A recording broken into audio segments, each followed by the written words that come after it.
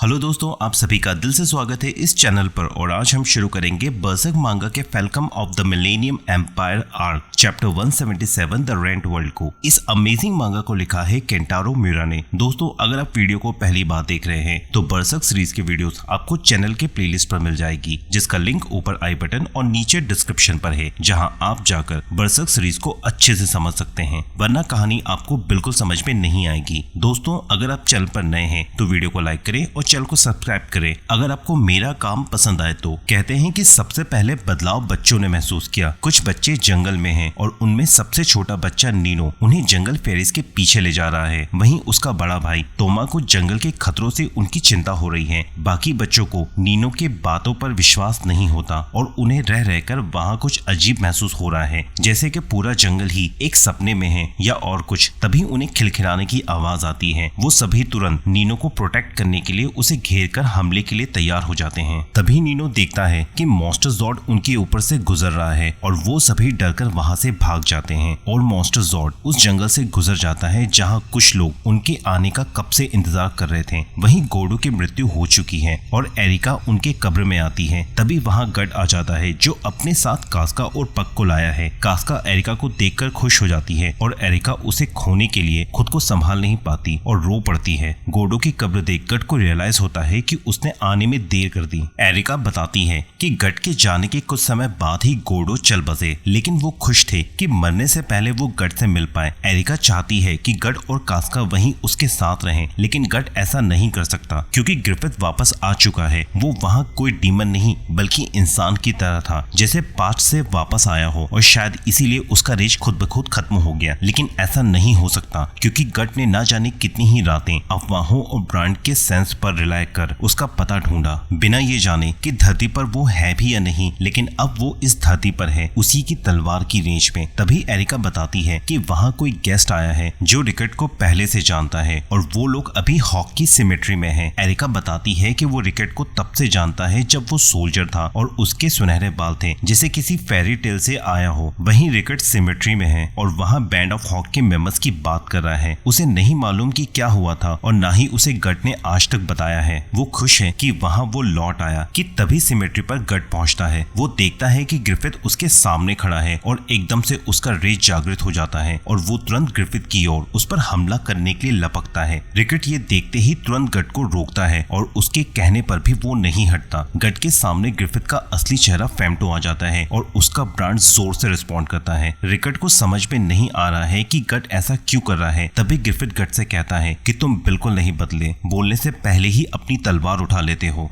गट Griffith को करीब से देख उसे एहसास होता है कि वो ग्रिफिथ ही है और गट को देख ग्रिफिथ को भी यही लगता है। गट ग्रिफिथ से उसके वहां आने का कारण पूछता है, जिस पर ग्रिफिथ कहता है कि वो गट को देखने आया है। एल्बियन में कुछ ज्यादा ही माहौल खराब था, जिसकी वजह से वो गट से नहीं मिल सका और वो बताता है कि वो बैंड ऑफ हॉक को फिर से असेंबल कर रहा है। गट को उसके इस नाम का यूज करने पर गुस्सा आता है क्योंकि उसने ही बैंड ऑफ हॉक को मरवा दिया था। ग्रिफिथ कहता है कि वो जानना चाहता है कि उसे गट से क्या उम्मीद होगी जब वो गट का सामना करेगा, और उसे इसका जवाब मिल चुका है। गट तुरंत रिकट को रास्ते से हटाकर उसकी तरफ तेजी से बढ़ता है क्योंकि ग्रिफिथ को अपने किए पर कोई पछतावा नहीं है। गट का ब्रांड ग्रिफिथ के करीब बढ़ते हुए जोर से रिस्पॉन्ड कर रहा है, जिसका मतलब है उसे बेइंतहा दर्द हो रहा है। ग्रिफिथ कहता है कि वो अपने ड्रीम को धोखा नहीं देगा और वो ऐसा ही है। तभी गट ग्रिफिथ पर वार करता है कि उसके वार को ज़ॉर्ड रोक लेता है। गट ने ज़ॉर्ड को वहां एक्सपेक्ट नहीं किया था, लेकिन ज़ॉर्ड की दिली ख्वाहिश है कि वो गट से मिले।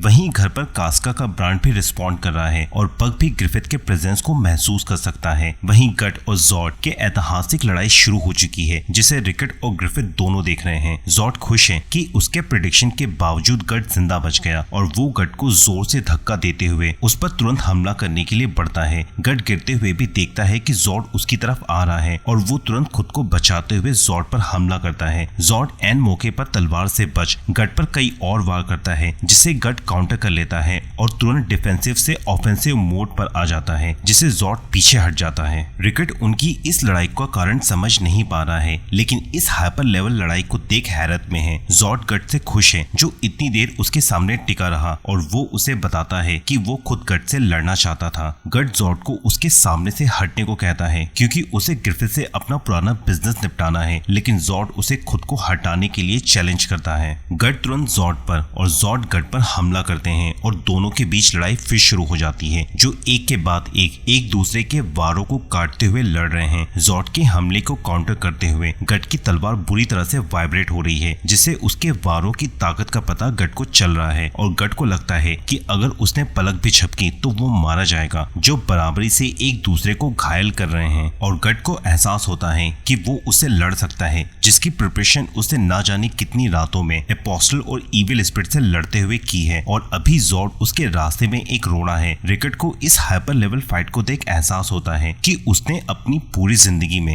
इतनी गजब की फाइट नहीं देखी और गट पहले से ताकतवर हो चुका है, जो इतनी भारी तलवार को आसानी से विल्ड कर रहा है। वो जानना चाहता है कि गट का ग्रिफिथ के प्रति जो रेज है वो क्यों है। तभी गट के वार से जॉर्ड के फरसे में एक क्रैक आ जाता है। जॉर्ड ये देख तुरंत रिकेट की बनाई तलवार से गट पर हमला करता है और गट तुरंत पीछे हट जाता है। जॉर्ड मौका देख ताबड़तोड़ कई हमले गट पर करता है और गट समझ जाता है कि जॉर्ड इसे खत्म करना चाह रहा है, और गट के डिफेंस में कमी देख जॉर्ड तेजी से उस पर दूसरी तलवार से हमला करता है। गट एन मौके पर अपने पैर से एक और तलवार को फंसाकर उल्टा जॉर्ड पर हमला कर देता है, जो सीधा जॉर्ड के पेट में धंस जाता है और इस हमले से गट पीछे जमीन पर गिरता है। रिकेट को विश्वास नहीं होता कि जॉर्ड ने बीच लड़ाई में ही दूसरे हाथ में तलवार स्विच कर लिया, और साथ ही गट जिसने स्प्लिट सेकंड में खुद को बचाते हुए जॉर्ड पर ही हमला कर दिया और वो पहले से कहीं ज्यादा ताकतवर हो चुका है। वहीं ग्रिफिथ जो बिना कुछ कहे एक ही जगह पर गट और जॉर्ड को लड़ते हुए देख रहा है, और उसे अजीब सी फीलिंग आती है जो डीमन चाइल्ड की है, जो उसके वीजल से फ्यूज हो गया था, और चूंकि वो गट का बच्चा है उसे डीमन चाइल्ड में गट के लिए फीलिंग महसूस होती है।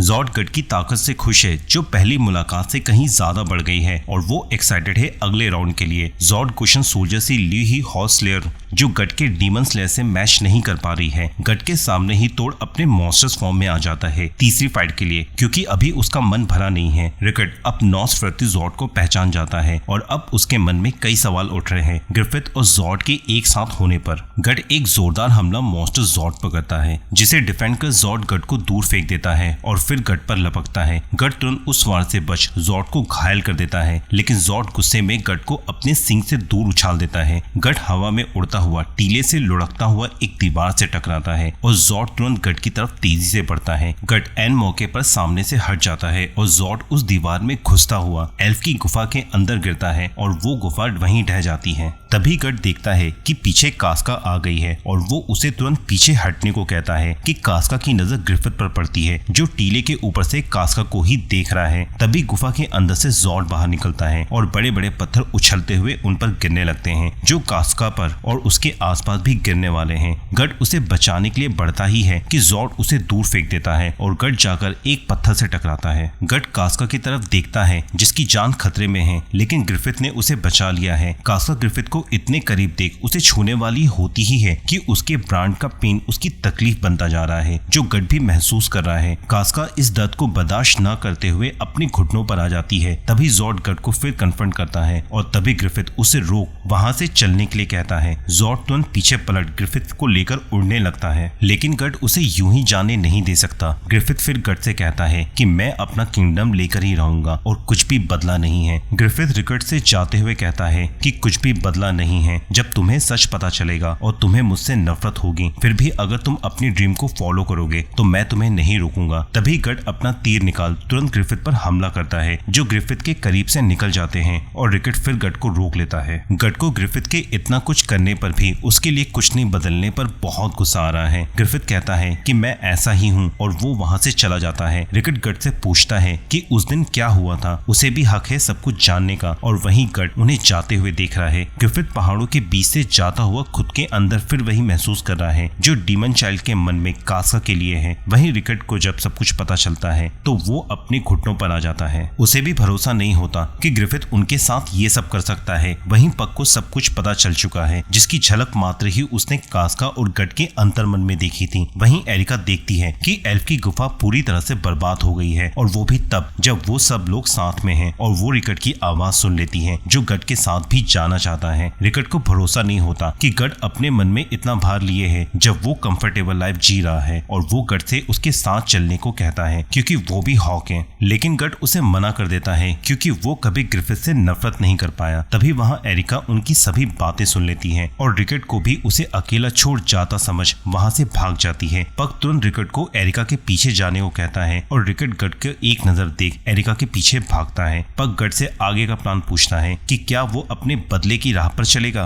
गट जानता है कि वो ऐसा नहीं कर सकता, वो फिर कास्का को अकेला नहीं छोड़ सकता, और कास्का के साथ ये तो इम्पॉसिबल है। एल्फ की गुफा टूट चुकी है और वो लोग वहाँ नहीं रुक सकते। पक जानता है कि दो ब्रांडेड लोग एक ही जगह पर नहीं रुक सकते, जो टावर ऑफ कन्विक्शन में सिद्ध हो गया है। गट पक को किसी और एल्फ की जगह के बारे में पूछता है। पक को डर है कि कहीं गट फिर कास्का को वहाँ लॉक करके चला न जाए, और बहुत सोचने के बाद एक जगह उसके दिमाग में आती है जो सबसे ज्यादा सुरक्षित है, पक का घर। गट अब रिकट और एरिका से मिलने के बाद एक बार फिर अपने अगले सफर में जाने के लिए तैयार है, लेकिन रिकट चाहता है कि वो लोग वहाँ एक रात रुकें। गट बताता है कि उनके ब्रांड डीमन और स्पिरिट्स को अट्रैक्ट करते हैं जो उनके लिए खतरा साबित हो सकता है। रिकट गोडो की बात याद करते हुए कहता है कि वो खुद भी उन्हें नहीं छोड़ सकता, जिन्हें वो रिप्लेस नहीं कर सकता, और गट कास्का को अपने साथ ले जाता है। एरिका कास्का को जाते हुए देख गट को उसका ख्याल रखने को कहती है, और फिर वही बर्फबारी शुरू हो जाती है जो तब भी थी जब उसने बैंड ऑफ हॉक को छोड़ा था, जब वो ग्रिफिथ से लड़ा था, लेकिन इस बार वो पीछे छुटा है। गट को रह रहकर ग्रिफिथ की बात याद आती है कि वो अपना किंगडम लेकर ही रहेगा। वो ऐसा ही है, लेकिन इस बार गट कास्का को नहीं छोड़ेगा। और यहाँ पर ये वीडियो खत्म होती है। दोस्तों, हमने बर्सर्क मांगा falcon of millennium arc chapter 177 से 182 कंप्लीट किया है। बर्सर्क मांगा का नेक्स्ट चैप्टर ग्रिफिथ और उसकी टीम, फार्नेसी और सर्पिको और उनकी back story, last but not the least Guts और कास्का की न्यू जर्नी के लिए बहुत ही इंटरेस्टिंग होने वाला है। तो दोस्तों, मैंने अपनी तरफ से पूरी कोशिश की कि आप लोगों तक इस मांगा का प्रॉपर एक्सप्लेनेशन पहुंचा सकूं। ये एक्सप्लेनेशन आपको कैसा लगा मुझे कमेंट सेक्शन बताएं। अगर चैनल पर नए हैं तो चैनल को सब्सक्राइब करें। मैं इस तरह के वीडियोस आप लोगों के एंटरटेनमेंट के लाता ही रहता हूँ। मिलते हैं अगले वीडियो में, तब तक के लिए